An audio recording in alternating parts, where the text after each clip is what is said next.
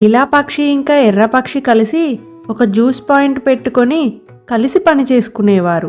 ఎర్రపక్షి నీలాపక్షికి ఎప్పుడూ తోడుగా ఉంటూ కష్టపడి పనిచేసేది.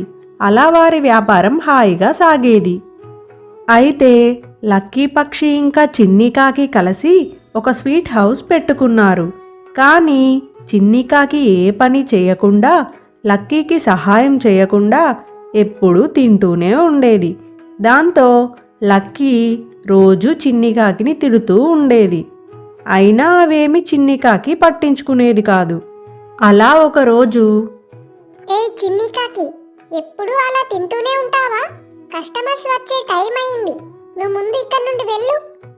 ఆగు లక్కీ, ఇంకో 4 స్వీట్లు తిననివ్వు, తిన్నాక వెళ్తాలే నెమ్మదిగా. ఏయ్, చెప్తే అర్థం కావట్లేదా? నువ్వు ఇప్పుడు వెళ్ళకపోతే రేపటి నుండి ఆ స్వీట్లు కూడా ఇవ్వను నీకు.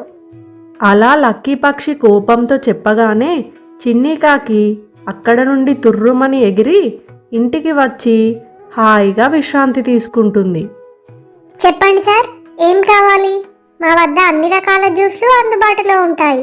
మీకేం రకం జ్యూస్ కావాలో చెప్తే మీ కళ్ళ ముందే తయారు చేసి